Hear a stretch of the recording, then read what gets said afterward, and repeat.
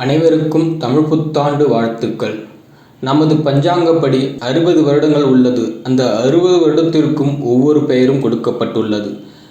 அந்த வருடத்திற்கென்று ஒரு வெண்பாவும் கொடுக்கப்பட்டுள்ளது. தற்போது 2024 2025 வருட தமிழ் வருடத்திற்கு பெயர்தான் குரோதி ஆண்டு ஆகும். தமிழ் வருடத்தின் முதல் மாதம் சித்திரை மாதமாகும். எனவே சித்திரை மாதத்தின் பிறப்பை தான் நாம் தமிழ் மக்கள்கள் தமிழ் வருட பிறப்பு என கொண்டாடுகிறார்கள். இந்த வருடம் தமிழ் புத்தாண்டு தினமான சித்திரை மாதம் 1ஆம் தேதி 14/4/2024 ஞாயிற்றுக்கிழமை அன்று வருகின்றது. இந்த தமிழ் வருடத்தின் வருகின்ற பங்குனி மாதம் 30ஆம் தேதி 13/4/2024 சனிக்கிழமை அன்று மிருகசீரிஷம் நட்சத்திரம் 3ஆம் பாதத்தில் மிதுன ராசியில் இரவு 8:10 மணிக்கு மங்களகரமான குரோதி ஆண்டு பிறக்கின்றது. இந்த ஆண்டில் கிரக நிலைகளை வைத்து பார்க்கும் பொழுது இந்த ஆண்டு சுக்கிரனின் வீடான ரிஷபராசிக்கு செல்லும் குரு அங்கு ஓராண்டு காலம் இருப்பதால் எதிர்பாராத நல்ல திருப்பங்களும் இனிய சம்பவங்களும் நடைபெறும். மக்கள்கள் ஆன்மீக சிந்தனை அதிகரிக்கவும் வாய்ப்புள்ளது. பஞ்சாங்கத்தின்படி இந்த ஆண்டு தமிழகத்தில் நடக்க இருக்கும் நிகழ்வுகள். இந்த குரோதி தமிழ் வருடத்தில் நெருப்பு ராசியிலும் நெருப்பு கிரகன் சூரியனும் உச்சம் பெற்று இருக்கார். எனவே வெயில் அதிகமாக இருக்கும். நீர் ராசியான மீனத்தில் சுக்கிரனும் உச்சத்தில் இருக்குமுடன் பெரும்போக்கு கிரகம் ராகு. எனவே மழை கடினமாக பொழியும். மேலும் நீசபங்க ராஜயோகம் பெற்ற புதனும் இருப்பதால் பெருங்காற்றும் மழையும் சேர்ந்திருக்கும். காற்று ராசியான கும்பத்தில் காற்று கிரகம் சனியும் நெருப்பு கிரகம் செவ்வாயும் உள்ளனர். எனவே காற்றில் ஈரப்பதம் குறைந்து வெப்பம் அதிகமாகத்தான் இருக்கும். மிதுனம் என்னும் காற்று ராசியில் நீர்க்கிரகம் சந்திரனும் உள்ளார். எனவே காற்றில் ஈரப்பதம் குறைவாகத்தான் இருக்கும். இதிலிருந்து இந்த வருடம் மழை பெய்தால் அது சாதாரண மழையாக இருக்காது. புயல் போன்று பெருமழையாகத்தான் இருக்கும். வெயில் என்றாலும் மிகுந்த வெப்பமாகவும் அதிக வெயிலாகவும் தான் இருக்கும். சித்திரை 1 முதல் 9 வரை, ஏப்ரல் 14, 22 வரை சனியும் செவ்வாயும் இணைய உள்ளனர். அப்போது நில அதிர்வு ஏற்படக்கூட வாய்ப்பு உள்ளது. பொது வாழ்வில் அர்ப்பணித்து கொள்ளும் குணம் கொண்டவர்கள்தான் இந்த கடகராசி அன்பர்கள். இவர்களுக்கு இந்த புத்தாண்டு எப்படிப்பட்ட மாற்றங்களை கொண்டு வரும் என்பதை பார்க்கலாம். உங்களுக்கு ஏற்றங்களை தரும் விதத்தில் தான் அமைய போகின்றது. அஸ்தம சனியின் ஆதிக்கம் நடைபெறுவதால் வரும் மாற்றங்கள் எல்லாமே நல்ல மாற்றங்களாக அமையும் என்று இறைவனை வேண்டிக் கொள்ளுங்கள். உங்களுக்கு ஆண்டின் தொடக்கத்தில் அஸ்தமத்தில் செவ்வாயும் சனியின் சேர்க்கையும் பாக்கியஸ்தானத்தில் உச்சம் பெற்ற சுக்கிரனோடு நீச்சமும் புதனும் ராகுவும் இணைந்து சஞ்சரிக்கின்றார்கள். தொழில் ஸ்தானத்தில் குருவும் சூரியன் சேர்க்கையும் சகாயஸ்தானத்தில் கேதுவும் சஞ்சரிக்கின்றார்கள்.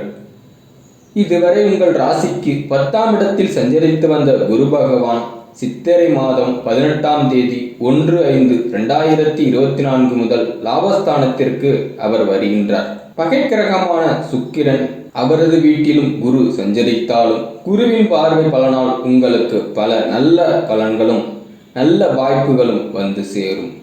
15/10/2024 முதல் 11/2/2025 வரை ரிஷபராசியிலேயே குரு வக்ரம் அடைகின்றார்.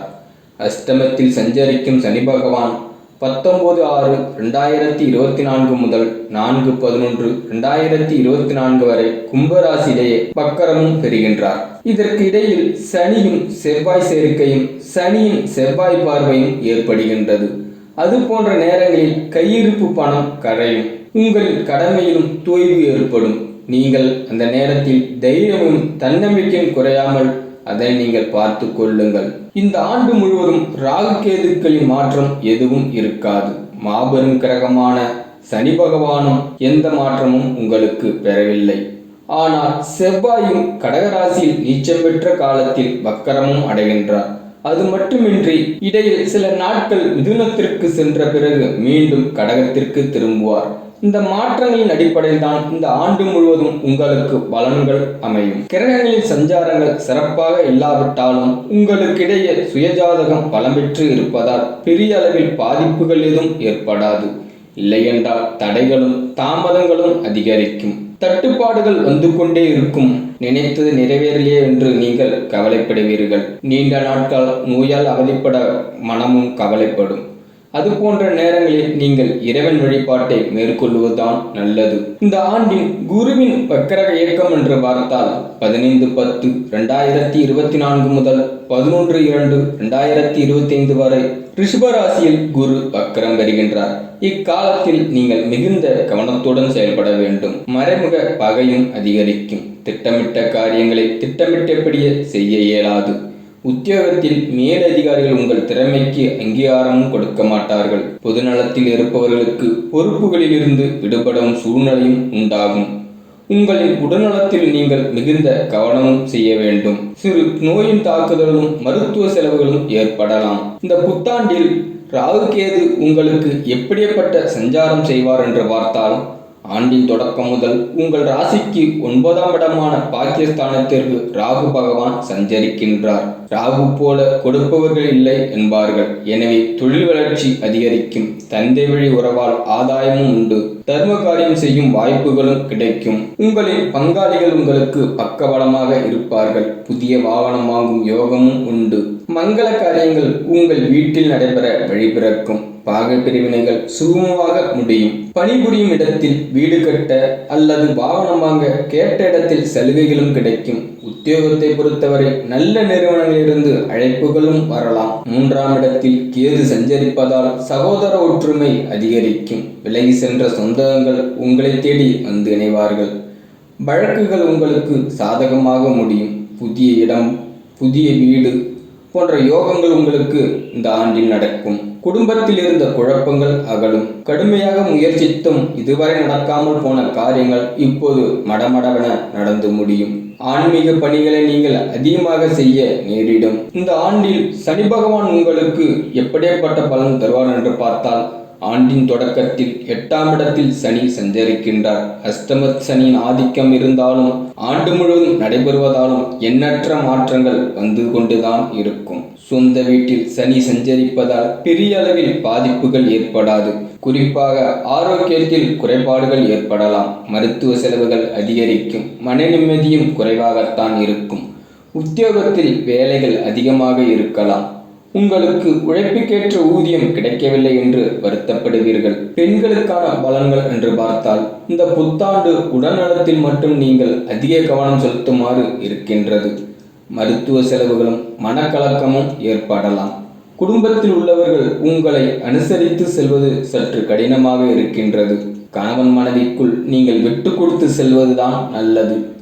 பணிபுரியும் பெண்களுக்கு திறமைக்குரிய அங்கீகாரம் கிடைக்காது.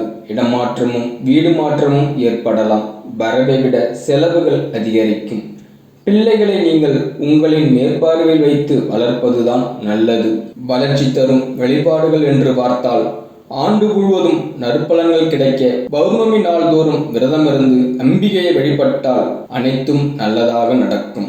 சிறப்பு வழிபாடாக தஞ்சை பெரிய கோவில் சென்று வாராகி மற்றும் சப்த தெய்வங்களை வழிபடுவதன் மூலம் யோக பலம் பெறுவதற்கு வழிபிறக்கும். அனைத்தும் இனிமையாக நடக்கும்.